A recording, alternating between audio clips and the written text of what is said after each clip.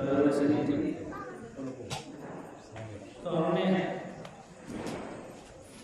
कल कथा में जहाँ तक श्रवण किया था,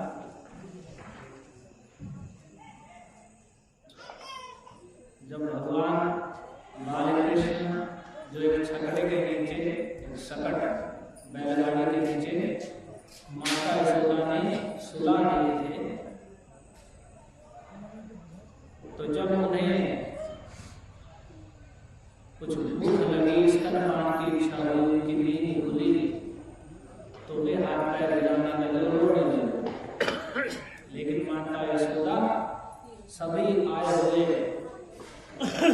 स्त्री पुरुषों का सबके स्वागत में सभी व्यस्त थी, तो इसलिए उनके रोने की आवाज हमें सुनाई नहीं। तो रोते रोते उन्होंने अचानक पैर पर चलाया, चलाने से वह उनका अतिशय कोमल, जो नई नई लाल लाल कोमलों के समान कोमल चरण कमल है, 3 महीने के भगवान बाल कृष्ण का वह कोमल चरण कमल उस सकट से बैलगाड़ी से टकरा गया। उसके टकराते ही बैलगाड़ी दूर जाकर पड़ी। उसके ऊपर जितने भी बर्तन रखे थे उनमें रस भरे हुए थे, दूध दही आदि सब फूट फाट गए। उसके पहिए, उसकी धुरी, उसका जवा सब फूट गया। तो उस समय कौन सा असुर था जो सकड़े पर आकर बैठ गया?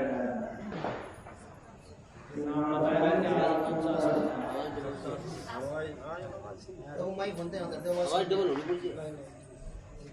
उत्कच हिरण्याक्ष का पुत्र था, जिसने लोमस ऋषि ने चक्र में प्रहार किया था, उनके आश्रम के सारे वृक्षों को नष्ट कर दिया था, कुचल दिया था।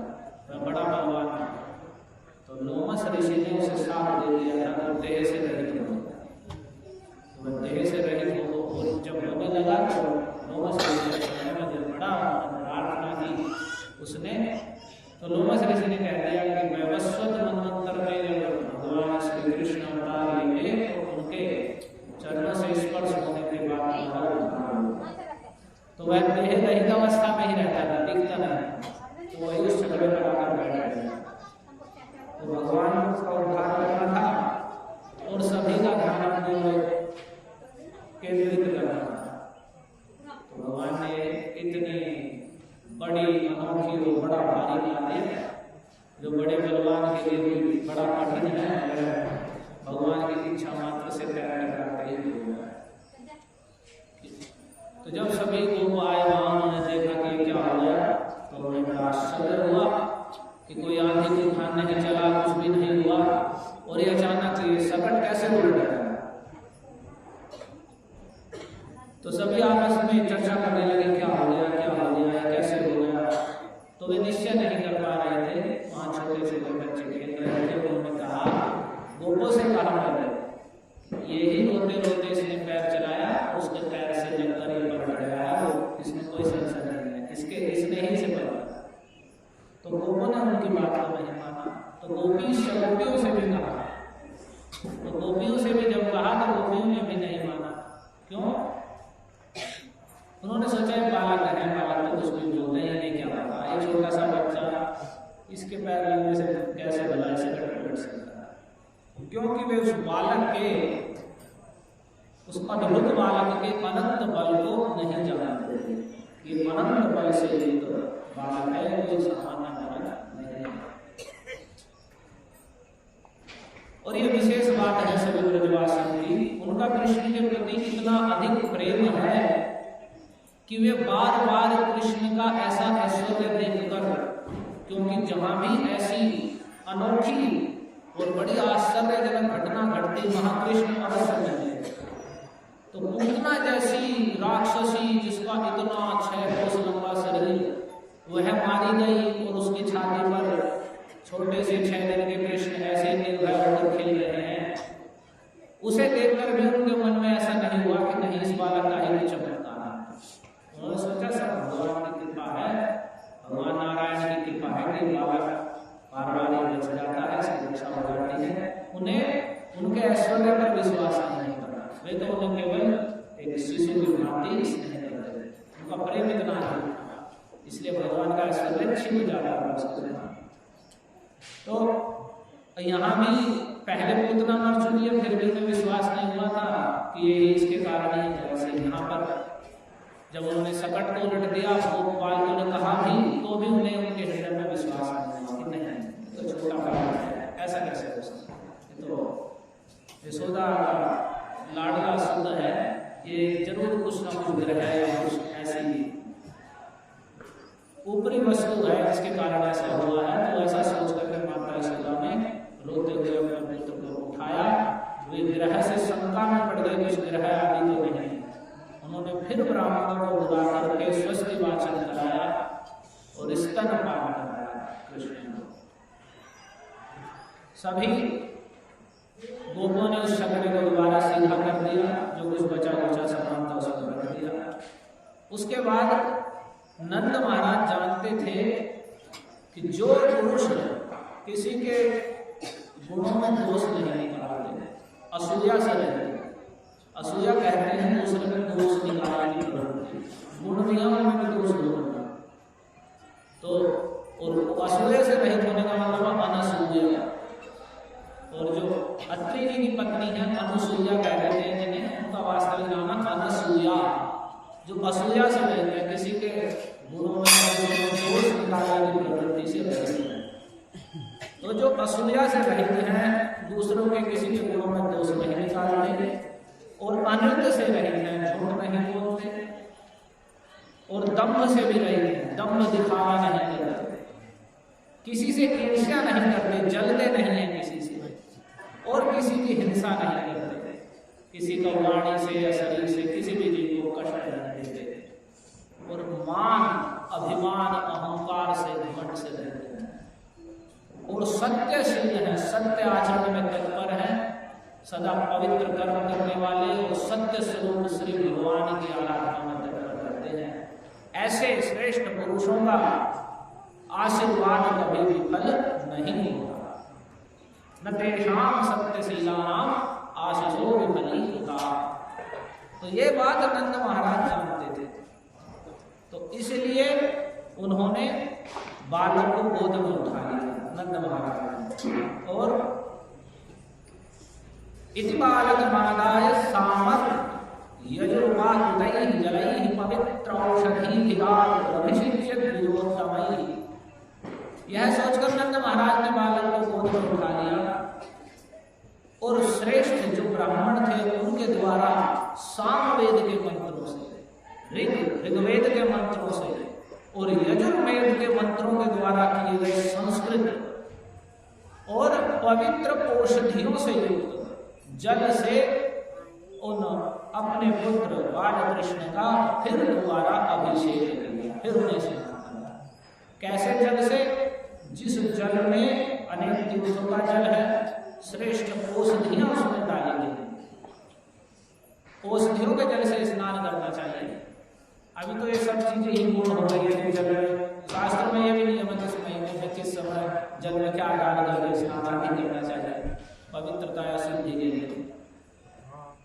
तो पवित्र औषधियां उन्होंने जल में डाली और फिर ऐसे पवित्र जल को फिर ब्राह्मणों के द्वारा ऋग्वेद के मंत्र पढ़वाए गए उस जल के ऊपर।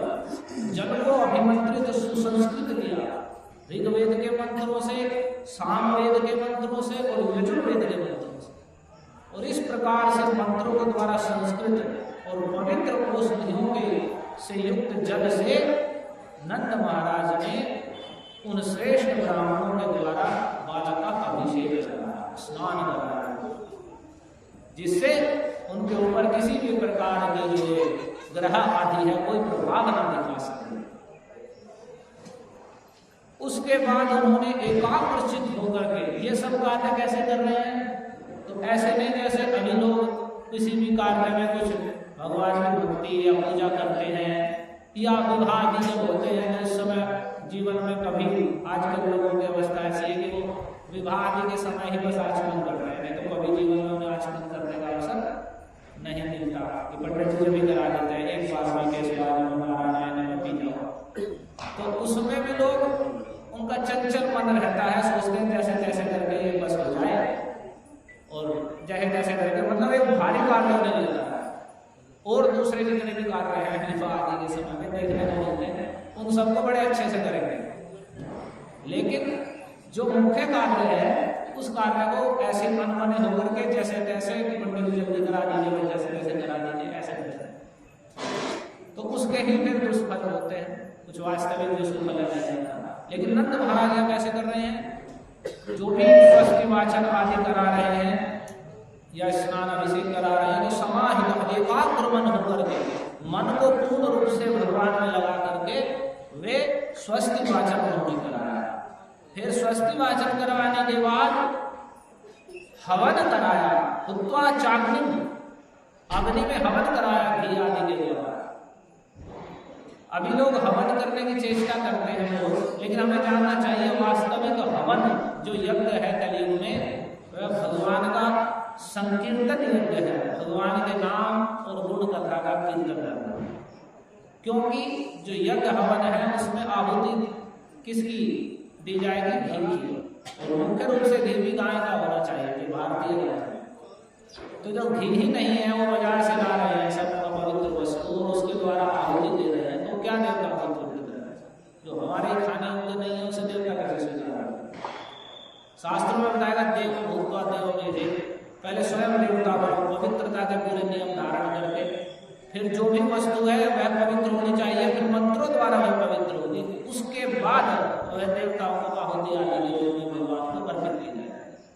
तो वैसे नियम हम करना नहीं चाहते हैं और उल्टी सीधी चीजों से सोच रहे हैं हवन कर दिया उससे जिसे हम नहीं खा सकते उसे कैसे देवता ग्रहण कर सकते। तो इसलिए कलयुग में संकीर्तन यज्ञ है भगवान के, क्योंकि हर वस्तु में दोष होता है, जो भी वस्तुओं की जो शुद्धि है वह कलयुग के प्रभाव से नष्ट हो चुकी है। तो जो अशुद्ध वस्तुएं हैं वे उनके द्वारा क्या भगवान का यजन करेंगे यज्ञ आदि के द्वारा, और फिर जब हमने सही विधि का पालन ही नहीं किया है तो सही फल भी नहीं आया, बल्कि और अपराध है कि एक घृणित वस्तु जो खाने योग्य नहीं है उसे यज्ञ में हम देवताओं के द्वारा। तो इसलिए कलयुग में यज्ञ क्या है, तो कलयुग में हरिनाम संकीर्तन यज्ञ, कलव संकीर्तन प्राय यजन्ति ही सुने दशा। कलयुग में संकीर्तन प्रधान यज्ञों के द्वारा बुद्धिमान लोग भगवान श्री हरि का यजन करते हैं। हरे कृष्णा कृष्णा कृष्णा हरे हरे, हरे राम राम राम हरे। तो नंद महाराज ने अग्नि में आहुति गिरा करके हवन करा करके फिर जितने भी ब्राह्मण आए थे उन सबको प्रादादन्नम महागुण जिसके अति उत्तम गुण है, बड़ा श्रेष्ठ, ऐसे अन्न का भोजन उन्होंने उन सभी ब्राह्मणों को कराया।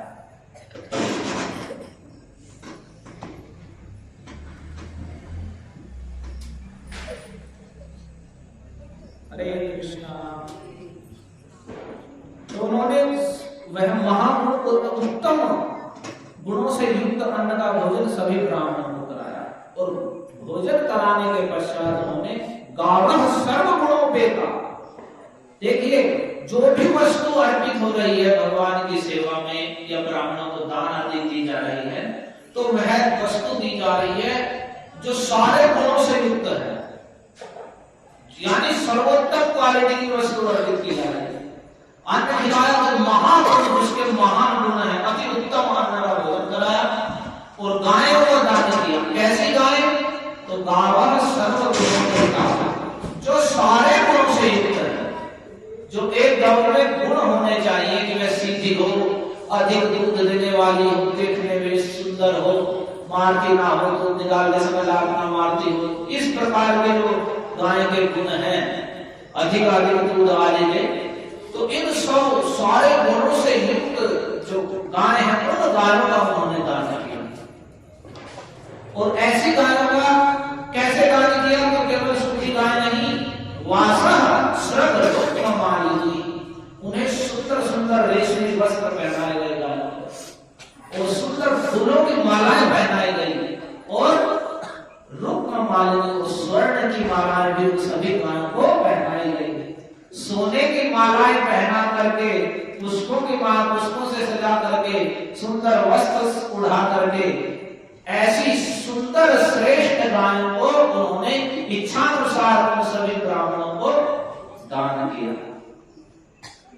इतने श्रेष्ठ, इतना वैभव से युक्त भारतवर्ष था, और जहां स्वयं भगवान है, वह तो लक्ष्मी का क्रीड़ा स्थान था कि जहां गायों को भी सोने की माला पहना के दी जा रही है। इसलिए कहते हैं कि भारत सोने की चिड़िया था। और देखो कितने आश्चर्य की बात है, अभी जो पढ़ाई कराई जाती है उसमें कहते हैं कि तुम्हारे पूर्वज तो सब जंगली थे, उन्हें कुछ आता नहीं था, सभ्यता नहीं थी, आदि मानव थे, ये सिखाते हैं। अगर उन लोगों से पूछा जाए कि ये जो पढ़ाया जा रहा है और ये जो मानसिकता बनाई जा रही है कि ये विदेशी लोग आए, अंग्रेज आए, उन्होंने सिखाया कैसे रहना है, क्या करना, तो उनसे कोई ये पूछे कि यदि भारत में कुछ था ही नहीं तो इतने विदेशी आक्रमणकारी भारत में क्या करने के लिए आए थे? किसी के घर पर रोज आक्रमण हो रहा है, उसके घर पर धन संपत्ति पर तो कोई आक्रमण करेगा, जब कुछ है ही नहीं तो वहां पहुंच जाएगा।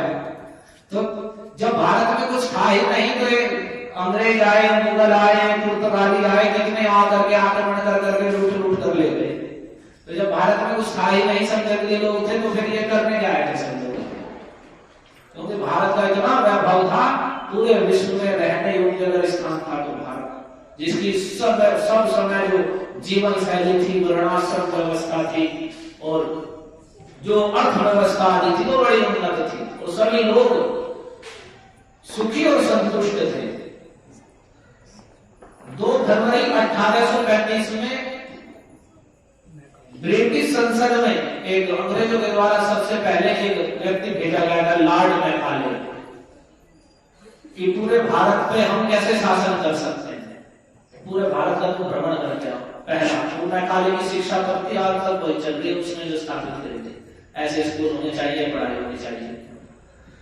तो उसे भ्रमण करके जब मैं वहां गया तो ब्रिटिश संसद में, पार्लियामेंट में उसने कहा 2 फरवरी 1835 में, उसके बाद क्या है कि मैंने पूरे भारत का भ्रमण किया, पूरे भारत का, उत्तर दक्षिण पूर्व पश्चिम, और पूरे भारत में भ्रमण करके मुझे एक भी व्यक्ति ऐसा नहीं दिखाई दिया जो भिखारी हो और चोर हो।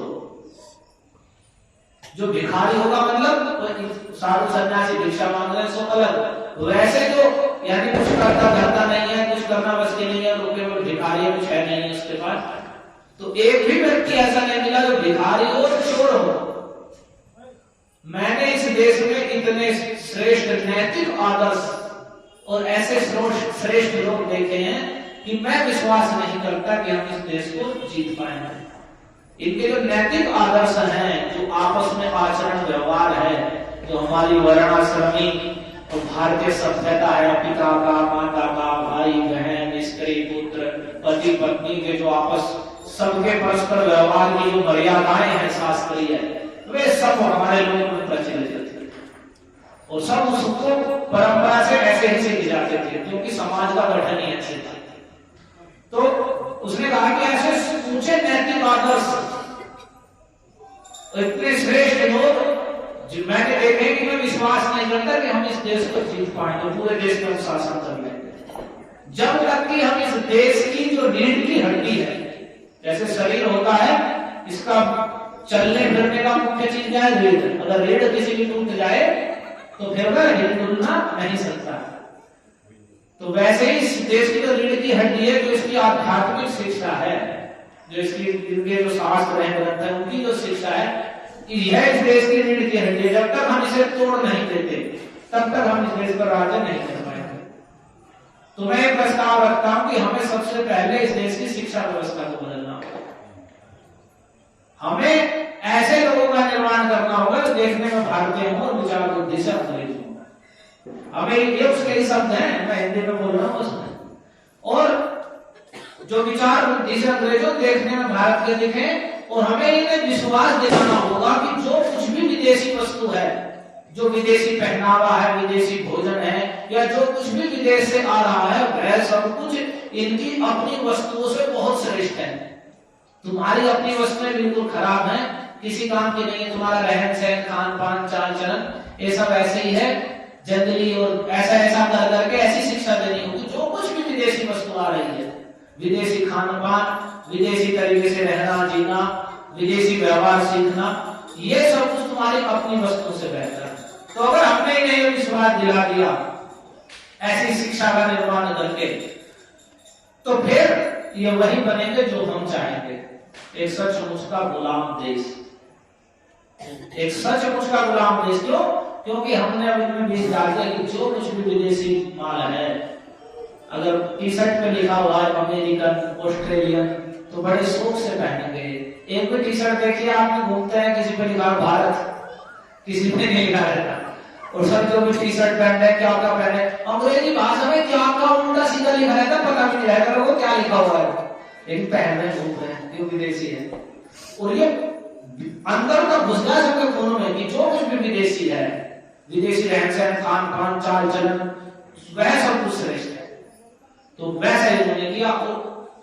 एक हिंदी संस्कृत के वेबसाइट है संस्कृत भारती, तो उसमें वे संस्कृत पढ़ाते हैं। तो उसमें एक पुस्तक खोलने में पढ़ रहा था, तो उन्होंने बताया जब उन्होंने अंग्रेजी शिक्षा व्यवस्थापित की कि ऐसे क्लास वाइज ऐसे क्लास पढ़ी जाएगी और फिर ये बीए और एमए या बीएससी आदि, तो उसमें जो पहला व्यक्ति जिसने कलकत्ता में पहले भारतीय व्यक्ति ने बीए की, तो लोगों को शिक्षा की ओर रुझान करने के लिए उन्होंने उस व्यक्ति को हाथी पर चढ़ा के पूरे कलकत्ता में घुमाया, हाथी पर चढ़ा के, देखो एक पढ़ा लिखा आदमी है, इसने बीए पास किया है और तुम सब ऐसे ही हो।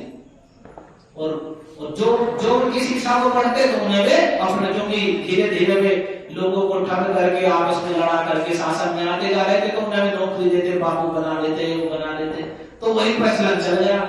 वह अपनी शिक्षा सभ्यता छोड़ के लोग बाबू बनने के चक्कर में और अंग्रेजी शिक्षा सभ्यता, रहन सहन, खान पान वैसा ही करते चले। और अब ये ऐसी अवस्था हो गई है कि अब जो हमारे पास अपनी वस्तुएं थी वे हमें दुर्लभ हो गई है। अब जो हमारे पास जैसे यहाँ देख रहे घी, दूध आदि, और भारतीय वेशभूषा, भारतीय व्यवहार, चाल चलन, सभ्यता, वो सब कुछ हमारे लिए ही दुर्लभ हो गई है। अभी आयुर्वेद के नाम पर कितनी बड़ी इंडस्ट्री हो रही है, क्या चीजें आ रही है उसमें, वही जो घर में प्रयोग होते थे, जीरा अजवाइन और ये सब आ रही है। लेकिन अब हम उससे इतने दूर हो गए हैं कि हमारे घर की चिकित्सा थी वो हम भूल चुके हैं। जो बाजार में स्टोर पे मिलेगा वो कुछ भी आएगा वो पवित्र है, उसे खा लेना। और यही अगर हम कहते हैं ऐसे ही कि भाई गाय का पालन कीजिए, गाय का गोबर है या गोमूत्र है वह हमारे लिए बड़ा उपयोगी औषधि है, तो वो हमारे बुद्धि से निकाल लेगा ये तो सब व्यर्थ की चीज है। जो पैकेट में आ रहा है ना बोतल में, वो बहुत श्रेष्ठ है, विदेश से आया है, उस पर लिखा हुआ made in America, made in England, तो बहुत हम उसे आदर की दृष्टि से देखते हैं। और सब अब तक और हर पीढ़ी में बढ़ता ही जा रहा है। तो ये जो हम अपनी वस्तु को छोड़ करके, और तो आप समझिए कितना श्रेष्ठ भारतवर्ष था, यहाँ सोने की चिड़िया था, तो ये सब लोग उसे लूट करके ले गए। और जो भारत से लेकर गए हैं भारतीय पोशाक, भारतीय राजाओं की वस्तुएं, वहां विदेशों में, इंग्लैंड में बड़े बड़े म्यूजियम बने हुए हैं कि रणजीत सिंह का एक कोट है, ये उस राजा की तलवार है, ये उसका छुरा है, ये है। और वे विदेशी लोग उन्हें जाके देखते हैं पैसा देकर, उनके लिए देखने की वस्तु है क्योंकि उन्हें उपलब्ध नहीं है। और भारत के लोगों ने सोच लिया कि जो भारतीय चीजें में सब खराब है और जो कुछ विदेशी चीजें वो कुछ सब कुछ अच्छी है। तो अभी तक ऐसा ही चल रहा है। आजकल भी माता पिता अपने बच्चों को कुछ भी ना, बिल्कुल विदेशी, छोटे छोटे बच्चों को विदेशी पोशाक पहनाएंगे, विदेशी तरीके से उनकी कटिंग करवाएंगे, लड़के लड़की छोटे, बिल्कुल उन्हें देखोगे देखने में लगेंगे नहीं वो भारत के। उनका रहन सहन बिल्कुल वैसा करते, खान पान वही, चाट पकौड़े वही, बाहर की चीजें खिलाना, कुछ भी उन्हें ना कोई आचरण नहीं कि बड़े व्यक्ति को कैसे राम राम कर दिया, नमस्ते करके क्या करना, कुछ भी नहीं।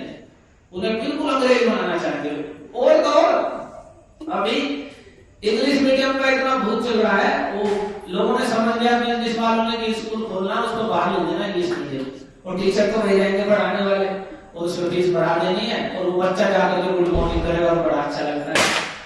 तो छोटे छोटे बच्चों को वे सामान्य हिंदी भाषा में हम ये भी नहीं सिखाना चाहते कि ये गाय है, ये कुत्ता है और ये पशु है, उसे भी अंग्रेजी भाषा में बताएंगे, डॉगी है, ये काऊ है, ये बफेलो है। मतलब जैसे अपनी भाषा और अपनी चीज कितनी घृणित हो गई है हमारी कि हमारा तो कुछ अस्तित्व ही नहीं है। अगर हम अंग्रेजी बोलेंगे, अंग्रेजी खाएंगे, अंग्रेजी रहन सहन रहेंगे तो हमारा कुछ स्टैंडर्ड है, और नहीं तो हम तो कुछ भी नहीं है। जो हमारा रहन सहन और भाषा है, इतनी हीन भावना करा दी है इस शिक्षा ने अपने प्रति। तो अस्तित्व किसी का नाश करना है, उसने शिक्षा वो अस्त्र है कि बिना रक्त की एक बूंद बहाए पूरे विश्व को बदल सकता है। तो इस बात का उन्होंने प्रयोग किया। तो जो मुगल थे और मुसलमानों के आक्रमण हुए तो उन्होंने बहुत मंदिर तोड़े, लोगों को जबरदस्ती लोगों का धर्म परिवर्तन कराए, फिर भी वे लोगों के हृदय की श्रद्धा नहीं तोड़ पाए थे। लेकिन अंग्रेजों ने मंदिर नहीं तोड़े, उन्होंने धर्म परिवर्तन भी धड़ाधड़ आगे नहीं कराया। उन्होंने रीढ़ की हड्डी तोड़ दी। उन्होंने कहा कि ये गीता भागवत पढ़ते रहेंगे, रामायण पढ़ते सुनते रहेंगे तो ये कभी नहीं बदलेंगे, इनका विश्वास उनका क्यों रहेगा, तो इनके यही हटा दो। कहते हैं सब ये तो पुराने लोगों ने लिखे हैं, पुरानी मत है, ये सब चीजें क्या है, और इनका इस पर से विश्वास हटा दो, ये कितने दूर हो जाएंगे इतने ग्रंथों से, उतने अपनी सभ्यता को भूल जाएंगे। जो पढ़ेंगे वही वैसे जीवन शैली और वैसे रहन सहन करेंगे, और वैसा ही हमारा हो गया। हम इतने दूर हैं अपने ग्रंथों से, हमारे घर में ना भगवत गीता है, ना भागवत है, ना रामायण है, यदि रखी भी है तो पता नहीं कहाँ रखी है, धूल खा रही है। कभी भी अपने बच्चे को कोई खोल के नहीं दिखाएगा कि बेटा ये भागवत है, देखो ये भगवत गीता है, भगवान ने अर्जुन को ऐसे उपदेश दिया है, महाभारत का युद्ध हुआ है, कोई उपदेश नहीं देगा, कोई नहीं बताएगा, पता तक नहीं है बच्चों को। अगर कोई पूछ ले भगवत गीता क्या है तो ये नहीं पता भगवत गीता है क्या चीज, और कहने के लिए बस अब तो बस वो नेम प्लेट मात्र रह गई है कि हम तथा भाई हम हिंदू हैं, हम हिंदू हैं, तो और कुछ भी नहीं पता है, कोई भी मूर्ख बना दे, कोई भी कुछ भी कर दे। तो जो हमारी अपनी और अपनी वस्तुओं के प्रति हीन भावना और अपनी शिक्षा अपनी सभ्यता के प्रति हो गई है, ये सबसे बड़ी हमारी हानिकारक है। और ये उस समय का देखो ऐसा उन्होंने अंग्रेजों ने किया कि इनके हृदय खोखले करके इनका विश्वास ही तोड़ दो, मंदिर मत तोड़ो, विश्वास तोड़ दो, ये खुद ही मंदिर तोड़ेंगे, जाएंगे नहीं मंदिर में, ये मंदिर पड़े पड़े खंडर हो जाएंगे, ना कोई पूजा करेगा ना कुछ करेगा, तो अपना आप ही खत्म हो जाएगा। तो हम जिस अभी तक हम उसमें बड़ी तीव्रता से दौड़ रहे हैं, उसी शैली में उसी ओर दौड़ रहे हैं, अंधे होकर के, वैसा ही पहनावा, लड़के लड़कियां सब और वैसा ही जीवन शैली, तो ये हमारे लिए बहुत बड़ा खतरा उत्पन्न कर रहा है। देख ही रहे हैं समाज में कितना बड़ा विघटन हो गया है, सारी सभ्यता सब भ्रष्टाचार पे चल रहा है सब कुछ। कोई भी एक सज्जन सभ्य व्यक्ति जो मांसाहार न करता हो, नशा न करता हो, जुआ सट्टा न खेलता हो, अवैध यौन संबंध से रहित हो, ऐसा एक व्यक्ति ढूंढना वाले हो जाए एक। और ये वे चीजें हैं जो सामान्य हमारे देश में प्रचलित थी, लोगों को लोग पाप कर्म स्वाभाविक समझते थे, बताना नहीं था किसी को कि मांस मत खाओ, नशा मत करो, ये सब लोगों में सहज ही था, ये सब गंदे करने नहीं करने, और माता पिता शिक्षा देते अपने बच्चों को। लेकिन अब ऐसा व्यक्ति ढूंढना वाले हो जाए, छोटे छोटे बच्चों में सब प्रकार के दोष सब उत्पन्न हो रहे हैं। सब कारण क्या है? क्योंकि उन्होंने कभी सुना ही नहीं है कि हम क्या हैं, हमारा स्वरूप क्या है, हमारा अस्तित्व क्या है, क्या भगवत गीता है, क्या भागवत है, क्या हमारा भगवान से संबंध है, हमारी जीवन शैली कैसी होनी चाहिए, कुछ भी हमने नहीं सुना ना सुनाया, तो क्या अपने आप थोड़ी उसे प्राप्त होगा। बस उसने मोबाइल देखा है शुरू से, और स्कूल में गए हैं और टीचर से यस मैम नो मैम और गुड मॉर्निंग गुड इवनिंग, और बस ये सीख के हम सोचते हैं बस बहुत तरक्की कर रहे हैं, और यही हमारी तो इस पे हमें बड़ा विचार करना होगा। और नहीं तो बहुत कुछ खो चुके हैं, अभी तो हमें कुछ बस अवशेष दिखाई दे रहे हैं अपनी सभ्यता के, ऐसी सभ्यता हो गई है, अवशेष बस। और जो ही पीढ़ी बदलेगी और यदि ध्यान नहीं दिया तो आने वाले को अपना अस्तित्व ही नहीं मिलेगा कि हम कहां से आए हैं। और कोई उनमें अगर बुद्धिमान निकला, उसने खोज भी कर ली, तो गाली देगा अपने सारे पूर्वजों को, इतने धूर्त थे उन्होंने, हमें अपना अस्तित्व नहीं बताया, तो कौन हो, क्या तुम्हारी सभ्यता। और बस तो ऐसा होने से क्या होगा कि बस जहां भी थोड़ा मोड़ा आज भी लोग लालच में दूसरे मतावलंबी तैयार खड़े हैं, पैसे दे दे करके कितने बड़े बड़े स्तर पे धर्मांतरण किया जा रहा है, ईसाई बना रहे हैं। कितने लोगों को, गरीब लोग हैं जो मेरे तुम्हारे साथ भेदभाव रहा है, पैसे ईसाई बन जाओ। कहाँ लुधियाना में, जलंधर में, वहां बड़ा एशिया का सबसे बड़ा चर्च बनाया जा रहा है भारत में, कौन बनाए? भारत के लोग जो ईसाई बन गए हैं। तो ये सब कारण क्या है? क्योंकि हम इतने दूर हो गए अपने ग्रंथों से, अपनी सभ्यता से। हम जन्मदिन मनाएंगे, कुछ उत्सव मनाएंगे, तो उसमें कोई भगवान का कथा कीर्तन आदि कुछ भी नहीं है। तो जब हमने भगवान का संबंध छोड़ दिया तो अब तो बह जाएंगे धारा में, वो बहुत दूर जाकर लगेंगे, पता भी नहीं लगेगा। हरे कृष्णा कृष्णा कृष्णा हरे हरे, हरे राम राम राम हरे। तो नंद महाराज ने सारी गायों, सारे गुणों से युक्त गायों का दान किया। जो गाय वस्त्र पहने हुए पुष्पमाला और सोने के हारों से सजी हुई थी। और ये सब उन्होंने क्यों किया? तो आत्मजात भिगाया खाया। उन्होंने इसलिए किया कि मेरे पुत्र की उन्नति और अभिवृद्धि हो। जो मैं सब कुछ कर रहा हूं, जो भी भगवान की पूजा, यज्ञ, हवन, दान आदि, तो जो जिस ये मेरा पुत्र है इसका कल्याण हो और ये शुभ गति को लाभ करे, इसलिए वे ऐसे श्रेष्ठ कार्य कर रहे हैं। तो ऐसे कार्य करने से कल्याण होता है, उद्यम मचाने से, दारू पीने से और ये उत्पाद करने से नहीं कि उत्सव के नाम पे हम आसुरता को बढ़ा रहे हैं। तो अपने पुत्र की उन्नति और अभिवृद्धि के लिए उन्होंने ये सब किया था। तो सभी ब्राह्मणों ने प्रसन्न होकर के उन्हें आशीर्वाद दिया। नंद महाराज को और उनके पुत्र को आशीर्वाद दिया, इसका मंगल हो, ये सब प्रकार के गुणों से, श्री से, शोभा से, सब प्रकार के सद्गुणों से, विजय से युक्त हो। फिर यहाँ पर सुखदेव जी कहते हैं सभी ब्राह्मणों ने आशीर्वाद दिया तो कह रहे हैं ये स्पष्ट है कि विप्रा मंत्र विदो युक्तास्तैर्याः प्रोक्तास्तथा तान् निष्फला भविष्यन्ति न कदाचित् स्फुटम्। ये स्फुट है, स्पष्ट बात है कि जो मंत्र को जानने वाले वेदवेत्ता ब्राह्मण हैं और युक्तास, वो सदाचार से युक्त हैं, सत आचरण में, श्रेष्ठ आचरण में तत्पर हैं, तो ऐसे वेदवेत्ता सदाचारी ब्राह्मणों के द्वारा जो कुछ आशीर्वाद दिए जाते हैं, जो कुछ वचन आशीर्वाद के रूप में दिए जाते हैं, ताना निष्फला भवन्ति कदाचिदपि, वे कभी भी निष्फल नहीं हो सकते हैं, वे निश्चित रूप से सफल होते हैं। तो इस प्रकार से भगवान ने सट्टासुर का वध किया और ये उत्सव भी मनाया गया। और उत्सव में वास्तव में सट्टासुर का वध ये भी एक उत्सव का एक आनंद ही होगा, सबके बढ़ाने वाला और उत्सव का भी सीमा को बढ़ाने वाला, क्योंकि पहले स्वस्ति वाचन आदि सब हो चुका था। ये लीला करके भगवान ने फिर दोबारा से मंत्र पाठ करवाना, फिर हवन करवाना, फिर दान करवाना, दोबारा करा दिया। तो इसके द्वारा पूरा नंद महाराज का और सभी का जो गोपियां या ब्राह्मण आदि है, सबको भगवान ने अपनी ओर केंद्रित करा और उनके द्वारा अपना ही मंत्र आदि के द्वारा अपना ही कीर्तन करा के उन सबका मंगल किया। और वे सब कर रहे थे भगवान के मंगल के लिए। तो इस भगवान का 3 महीने का और करवट बदलने का उत्सव इस प्रकार से मनाया गया। आगे की बड़ी सुंदर कथा है कि माता यशोदा एक बार कृष्ण को गोद में लेकर के ऐसे स्नेह कर रही थी और स्नेह करते करते अचानक क्या हुआ कि उनके पुत्र का भार बढ़ने लगा और बढ़ते बढ़ते इतना भार बढ़ गया, इतना बढ़ गया छोटे से बच्चे का भार कि माता यशोदा से सहन नहीं हुआ, उन्होंने नीचे रख दिया। इतना वजन बढ़ गया कृष्ण। तो ये क्यों बढ़ गया? ऐसे लगा जैसे मान लिया एक पत्थर, एक पर्वत की चट्टान के समान में भारी हो गए। दोनों ने नीचे रख दिया भूमि पर। तो उसके बाद तृणावृत नाम का असुर आया जो चक्रवात के रूप में आया, तो उसका भी फिर भगवान वध करेंगे। इस कथा को हम आगे सुनेंगे। हरे कृष्णा कृष्णा कृष्णा हरे हरे, हरे राम राम राम हरे हरे, कृष्णा कृष्णा कृष्णा हरे हरे, हरे राम राम राम हरे हरे।